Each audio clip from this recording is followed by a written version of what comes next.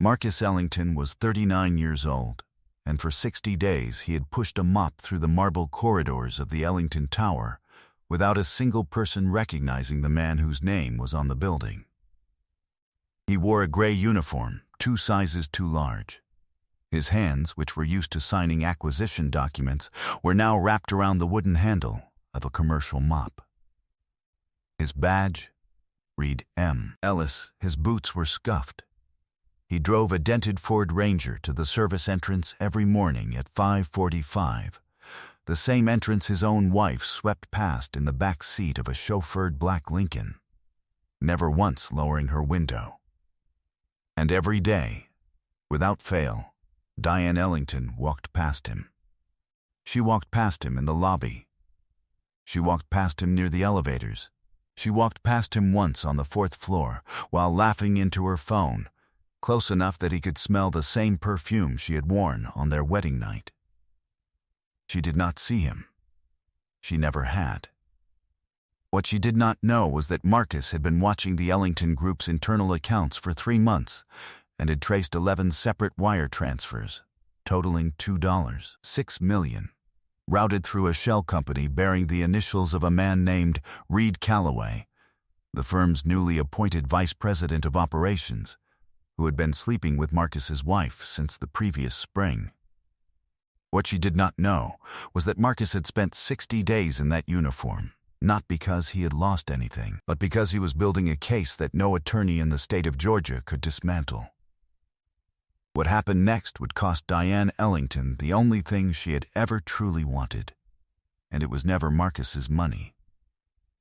Before we jump into the story, comment where in the world you are watching from and subscribe, because tomorrow's story is one you need to hear. Marcus Ellington had grown up watching his grandfather restore things.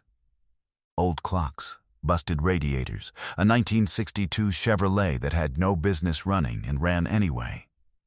His grandfather, a man named Elwood, had worked with deliberate hands and patient eyes, never rushing a repair, never forcing a joint that wasn't ready. He had a workshop behind the house in Charlotte, where the smell of motor oil and cedar lived permanently in the air, and Marcus had spent whole Saturdays in there as a boy, handing tools without being asked, learning that the act of watching carefully was itself a form of work. His grandfather used to say, "Marcus, a man who understands how something is built is the one man who can never be fooled about what's broken." Marcus carried that with him into engineering school at NC State, then into his first job at a commercial real estate firm in Charlotte, then into the decade that followed, during which he quietly acquired 4 commercial properties, 2 industrial warehouses in the Atlanta metro, and eventually restructured his holdings into a privately held company called Memda Capital Group. He had kept it private deliberately. He did not drive a car that announced him. He did not wear a watch that required explanation. He paid his own bills, asked his own questions, and chose, on the advice of his grandfather's memory and his own good sense, to let the work speak instead of the image. The outside world saw a project manager with a used truck and a modest salary. His accountant saw a man worth $18 million in verified assets. There was a steel core fireproof box in the floor of his home office, bolted beneath the plank he had installed himself, that held 3 things: a certified copy of the MD Capital Group operating agreement, a sealed envelope from Elwood Ellington's estate, and a second phone, charged and encrypted, which had lived there for 4 years and which Diane had never asked about. He had met Diane 9 years ago at a charity gala in Midtown Atlanta, the kind of event he attended once a year and otherwise found unpleasant. She had been laughing at something across the room, and the laugh had been real. He knew a real laugh even then, and she had turned and seen him looking, and had not looked away. They had talked for 3 hours. She asked him what he did. He told her real estate, kept it general, watched to see if the interest held when the number didn't come up. It did. She had found it interesting without finding it impressive, and he had appreciated that more than she could have known. They married 2 years later in a small ceremony in Savannah. 22 people. Afternoon light on the water. She was bright and driven and genuinely funny in the quiet way of someone who read a great deal. She built her own career in corporate communications, earned her own reputation, and Marcus had never once felt diminished by her competence. He had believed, for most of their 7 married years, that they were building something durable. He had noticed the shift gradually. It did not arrive in one dramatic moment. It arrived the way structural damage usually did, in signals too small to alarm on their own. A dinner cut short with a vague excuse. A text message she angled away from him. A weekend conference that stretched from Friday into Monday, with apologies so smooth they sounded rehearsed. A new perfume she wore for 3 weeks and never mentioned buying. He registered each of these the way an engineer registers a hairline fracture in load-bearing concrete, not with alarm, not yet, but with careful attention. He added the observations to a quiet internal file he had not yet named. The thing that moved the file from noticing to knowing was a maintenance request form. Marcus had been overseeing a quiet renovation on the 12th floor of Ellington Tower when his site manager forwarded him a form. Misfiled. Routine on the surface. Nothing that would have meant anything to anyone who did not already know what to look for. The form was a keycard access request for the building's executive suite. The name on the form was Reed Calloway. The emergency contact field listed Calloway's personal cell phone number. Marcus recognized that number. He had seen it 3 weeks earlier on Diane's phone screen, resting on the kitchen counter while she stepped away, saved in her contacts under the name Arcal, Calms. His hands did not shake. He set the form beside his coffee and looked at it for a long, even moment, the way he looked at a drawing when something in the dimensions did not add up. Then he opened his laptop. Marcus was not a man who reacted. He was a man who documented. He pulled the last 4 months of keycard access logs for the executive suite and cross-referenced them against Diane's shared household calendar, which she had set up so they could coordinate their schedules the way people in a marriage were supposed to. The pattern assembled itself without effort. Calloway's access badge had been scanned in the executive suite on 17 separate occasions. 14 of those fell on Saturdays. On 12 of those 12 Saturdays, Diane's calendar carried a single notation in her own handwriting, working. He closed the calendar. He was done with the personal thread. He found the financial one 2 days later. He reviewed Empty Capital's operating accounts on the first Monday of every month, a habit he had kept for years. A transfer flagged his attention, not large enough to trigger an automatic compliance alert, but structured with a particular deliberateness that an untrained eye would have missed entirely. He went back through the prior 3 months. He found 3 more like it. By the end of that week, he had traced 11 transactions, each routed through a holding entity called Calloway Strategic Partners, LLC, incorporated in Delaware 9 months prior. The cumulative total was $6 million. The money had not come from his personal accounts. It had come from the Ellington Group's operating fund, a fund to which Diane held limited co-signatory access on certain PR-related expenditure categories. Access she had requested 18 months ago for reasons that had seemed reasonable at the time. He sat with that for a full evening. He made coffee he did not drink. He reviewed the documents again. He thought about his grandfather and the 1962 Chevrolet and the patience required to understand something completely before you touched a single component. Then he made a single call to a man named Desmond, who had been Empty Capital's head of security for 6 years and who understood the value of certain conversations never being repeated. "I need 60 days inside the building," Marcus said. On the floor.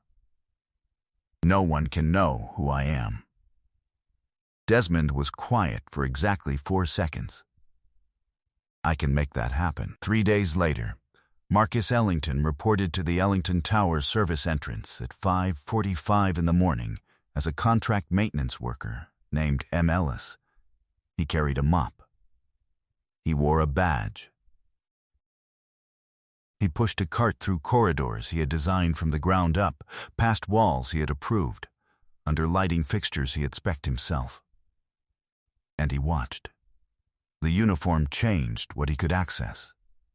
From inside the maintenance staff, he was invisible in the useful way, not overlooked with cruelty, but simply not registered, the way a person never really sees the chair they sit in every day. Executives made phone calls in front of him. Managers held arguments in corridors 10 feet from where he mopped. Assistants gossiped near the copy room. He moved through the building like still water moving under a surface no one was watching, and everything that mattered eventually floated up. He watched Calloway with particular attention. The man was 41 and carried himself with the confidence of someone who had never been seriously tested. He wore his suits well, kept his office door open in a way that announced accessibility he did not actually offer, and laughed at the right moments in conversations with enough practiced ease that it took a careful eye to identify the calculation underneath. He had learned to perform the room rather than read it.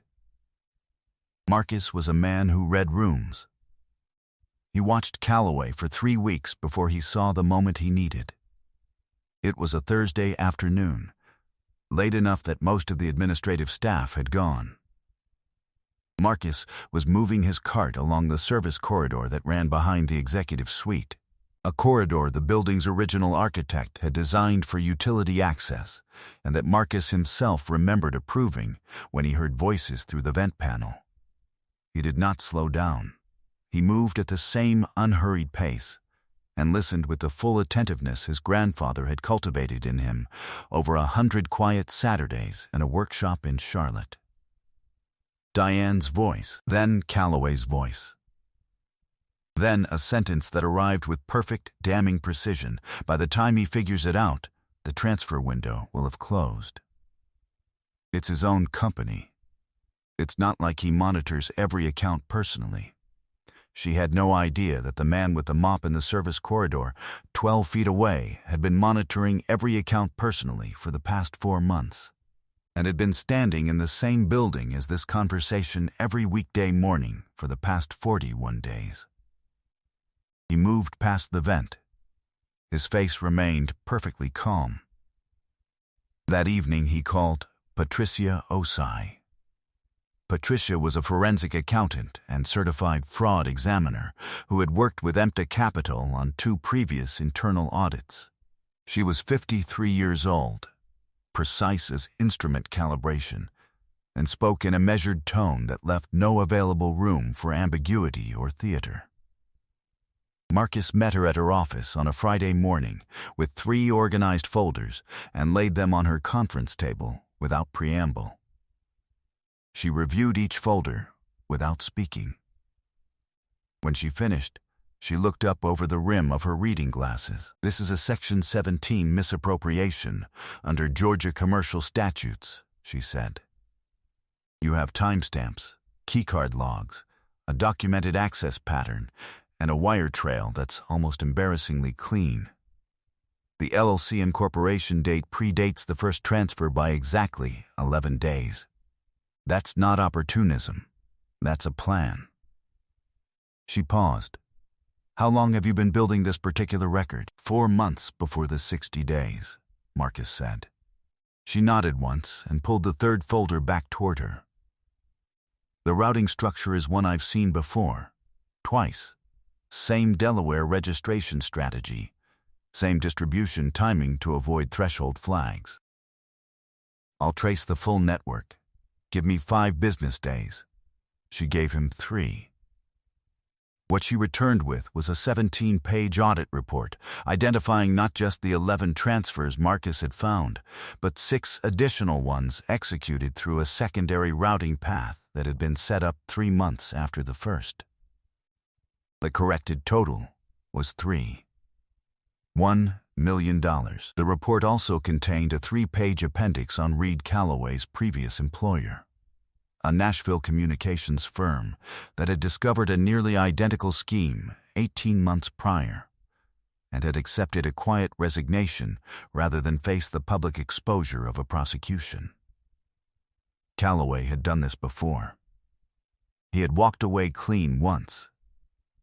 He had assumed he would walk away clean again. Marcus brought the full report to his uncle Raymond. Raymond Ellington was 71 and had spent 40 years as a federal prosecutor in the Northern District of Georgia before retiring to an advisory practice in Decatur. He was a compact, unhurried man who lived in the same house he had owned since 1987 and drove the same model of Buick he had driven for the past 12 years and possessed the particular stillness of someone who had watched human nature operate at its worst for 4 decades and no longer had the capacity to be surprised. Marcus spread the documents across Raymond's kitchen table. Raymond read every page. He drank his coffee slowly.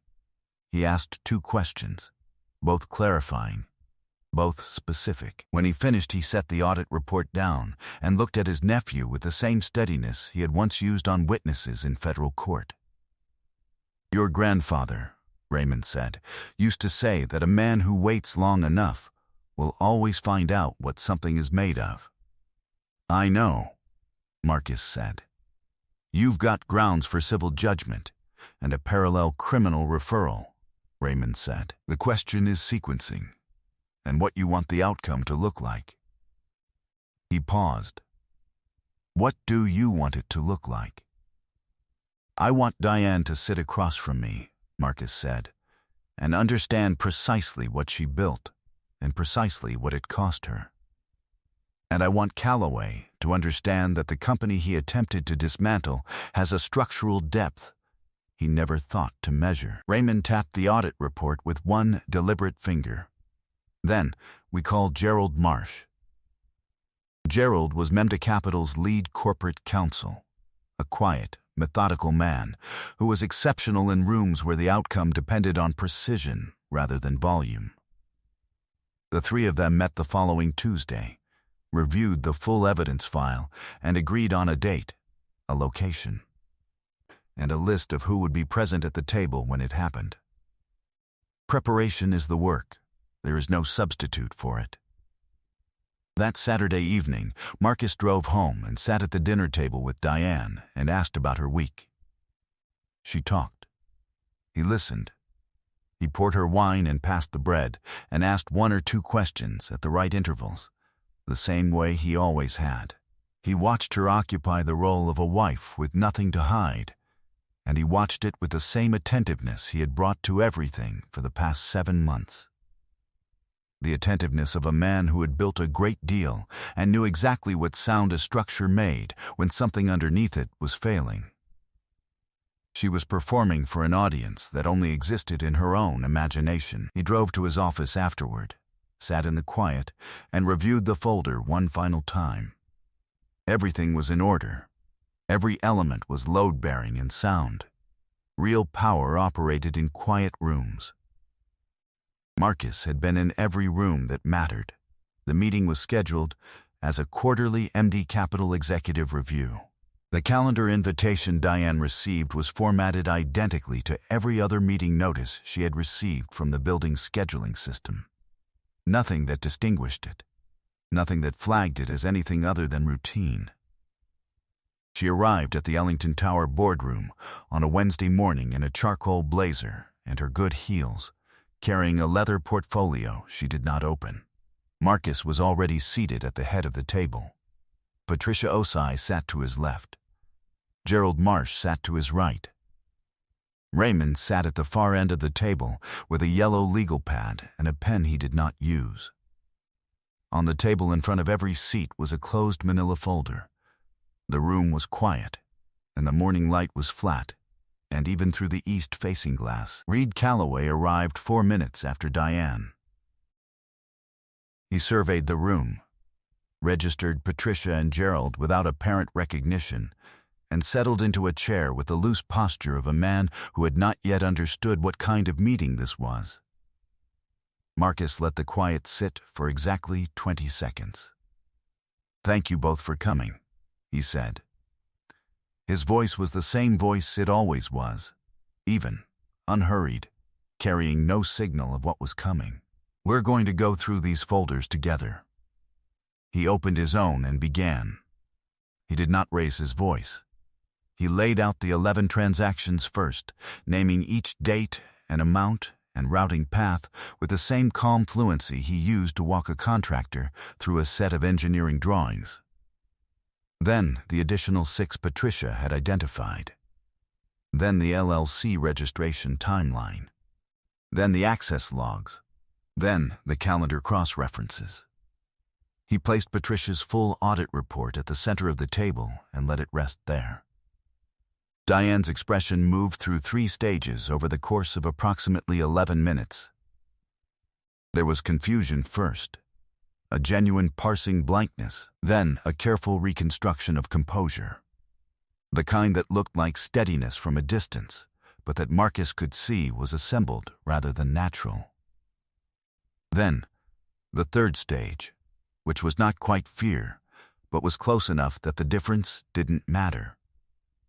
Calloway had gone very still in the manner of a man who had just heard the floor groan under him. Gerald Marsh opened his folder and described the civil claim Memda Capital would be filing that afternoon: misappropriation of corporate funds, breach of fiduciary duty, fraudulent conveyance, and noted calmly that a supporting criminal referral had been submitted to the Fulton County District Attorney's Office on the preceding Thursday, along with a copy of the Nashville documentation. Diane looked at Marcus. "Marcus, I can explain this. This isn't what you're reading it as. The budget authority question was something Reed and I were discussing in terms of reallocating operational spend, and we were going to bring it to." Raymond looked up from his legal pad. He said 4 words. "Diane, stop talking now." She stopped. Marcus said, "There is one more item." He nodded to Gerald, who placed a separate single-page document in front of each of them. What Reed never thought to research, and what Diane apparently never thought to ask, is the complete ownership structure of Memda Capital Group. He let a beat pass. The Ellington Group is a wholly owned subsidiary of Memda Capital. Ellington Tower is a property I acquired in 2019 for $11.4 million, the operating fund from which $3.1 million was misappropriated belongs, in its entirety, to me personally. He looked at both of them. You were attempting to dismantle something built by a man you had never taken the time to understand. I know how to build things that don't come apart. I also know exactly how to document when someone else has tried. He gathered his folder. He stood. He straightened his jacket. He looked at Diane once, not with anger, not with satisfaction, only with the quiet clarity of a man who had finished a careful and necessary piece of work. "Gerald will handle everything from here," he said. He walked out. He did not look back. The room was entirely silent behind him. 8 months passed like water finding its level. Marcus bought a craftsman bungalow in a quieter neighborhood closer to Decatur, a house with good bones and a neglected yard, and a kitchen that needed to be rethought from the studs. He spent the first 6 weeks on the renovation himself. New floors, a kitchen layout he redesigned and built with his own hands, a back porch that he constructed board by board on a series of early mornings before the Georgia heat set in, with coffee and the radio and no schedule to meet. He planted a Japanese maple in the back corner of the yard, a young tree that had been marked down at the nursery because it was still small. He planted tomatoes because his grandfather always had. He let himself be unhurried for the first time in years. The civil judgment came in at $3.4 million when interest, legal fees, and forensic accounting costs were factored in. Calloway's assets, a condominium in Buckhead, a brokerage account, a 22-foot boat he had financed the previous summer were seized and liquidated under the collection order. He had spent 60 days in pretrial detention on the criminal fraud charges before making bail, and his name had traveled through the relevant professional networks in the quiet, thorough way that names in that industry traveled, leaving no door open behind it. His industry was one where forensic audit reports had long memories. Diane lost her position at the firm the day after the boardroom meeting. She had relocated to a rental in a suburb Marcus had no cause to think about. He had heard from Raymond, who heard through a mutual acquaintance, that she was doing contract communications work on a freelance basis. Her sister had not returned her calls in 6 months. Her mother had called Marcus once in the early weeks to apologize, and he had thanked her and meant it, and let that particular door close gently and completely. On a Tuesday morning in late October, Marcus sat on the back porch he had built and held a warm mug between both hands and watched the Japanese maple doing the quiet work of turning. It had put on new growth since he planted it. It was doing what it was supposed to do. A woman named Celeste sat beside him in the other chair. A structural engineer he had met at a conference in Nashville 4 months prior, who asked good questions and did not perform for rooms, and had told him, on the third conversation they'd had, that she found careful men more interesting than impressive ones. She was reading something. She was not asking for anything. The morning was doing exactly what mornings do when you have finally made space to notice them. He thought about his grandfather. He thought about the 60 days with the mop and the badge in the service corridor, and how much a man could see when no one thought to look at him. He thought about the way a building told you everything about its builder if you knew how to look at the right joints, the right load paths, the right places where the care either held or didn't. He had built everything worth keeping. He was free. He was solvent. He was unbothered. Some things, he thought, were worth the patience to build right. I hope you enjoyed that one. Be sure to like the video and subscribe so you don't miss the next story. I've picked out 2 more for you that I think you'll really like.